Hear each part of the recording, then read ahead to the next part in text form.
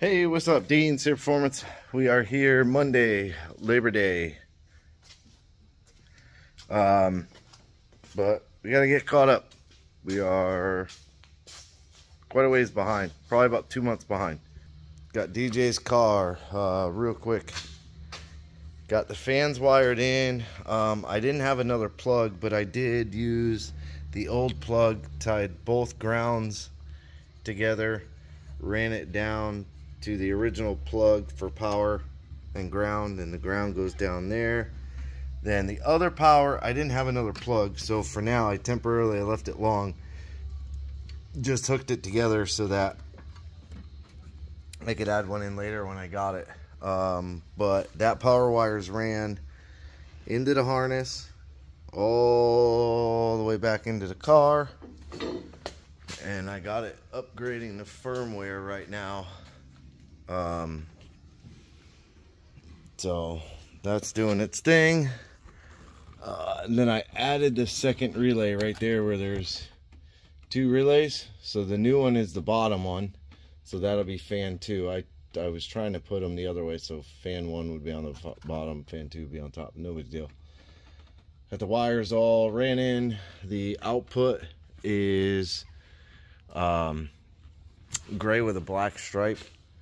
As soon as this is done, I'll go over all that. But I also pulled the power wire from the fuse box that's up under the dashboard. Okay,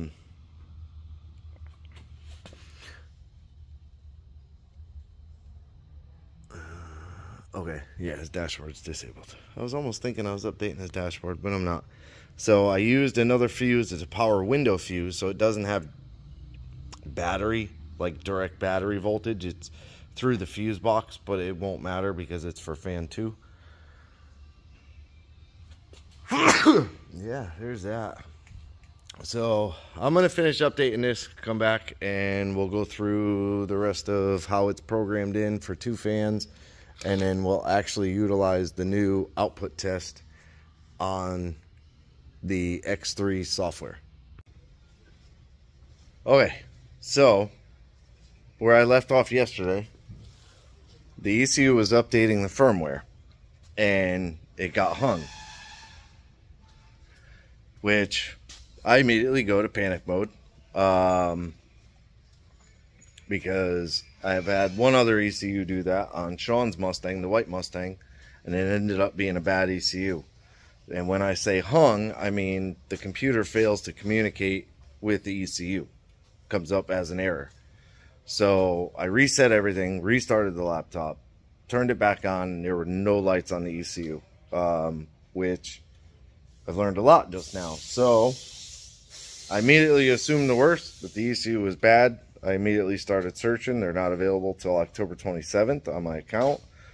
So that led me to Facebook, found one, which would have been $1,500 out of my pocket. So I waited. Had a little bit of a long morning running errand. I don't know. Got back down here, immediately called Holly Tech Support, which, yes, you do wait on hold for a little while, but 9 out of 10 times you will get somebody that really is good at their job over there. So he immediately had me re-download X2 software, build 50, which I doubted this entire process, but he had me download X2 V50 build, or build 50, whatever you want to call it. Plug in, and as long as the USB link, as long as it can see that, which is basically your cable, then it can force information into the ECU. As long as the ECU is still alive, I guess you could say, like it's not totally fried. So we flashed in V2 50, like build 50 firmware, I think is what it's referred to as. It's right on their site, so it's easy to download, and it's actually in the V2 software. So if you download the software, it already has that firmware in there. Has both firmwares in there, but you do the 50, which ends in like a 500, whatever.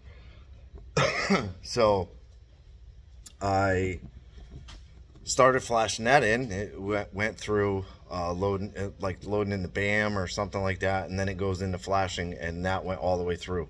And I thought, oh man, this will be a savior, basically. So then he immediately had me flash back in the V3 software or firmware update, which went.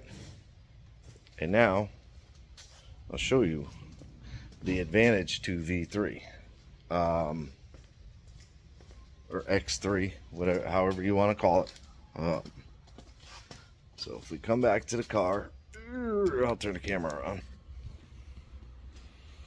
Plug in your dongle, and do not have your cable on a splitter. Take the splitter out, plug your cable directly into the main harness. That is one thing I've always. So there's the fuel pump and everything. Now as soon as this comes up, it says offline right there. I'll be back in a little bit. I gotta go to the food truck. Cool. Well, it's supposed to come up.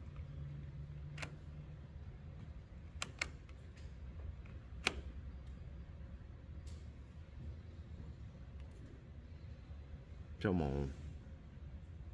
What is it doing? Ah, so now you see that popped up USB link. But this right here, output test. And it gives you a big warning, make sure it's not running, which it's not.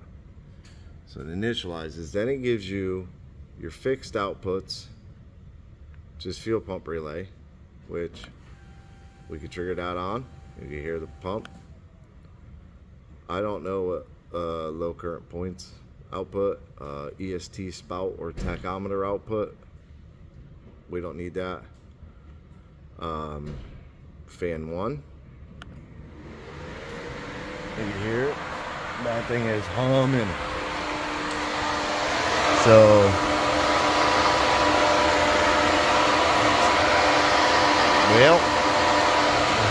we have to switch the wiring because they are pushing air. Yeah, awesome. Yeah, no big deal, but fan 1 works. Speedo we don't need. Fan 2, it's a lower speed fan, which I believe is this one here. Now this one's possibly, that one seems like it's pulling.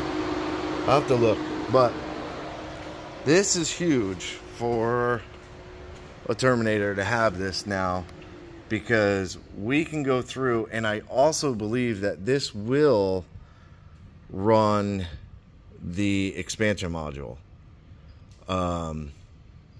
So if you have a whole bunch of outputs on your expansion module hooked up, like, that's huge. You could do all your spark, your injectors, you could do everything. I'm not going to do them because the system's pressurized and I'm not pouring a shitload of fuel into a system or into the motor, cylinder, whatever. But this is huge, huge, huge. So yesterday I finished off, I did all new valve cover gaskets, cleaned everything up. I got to clean the whole front of this thing up.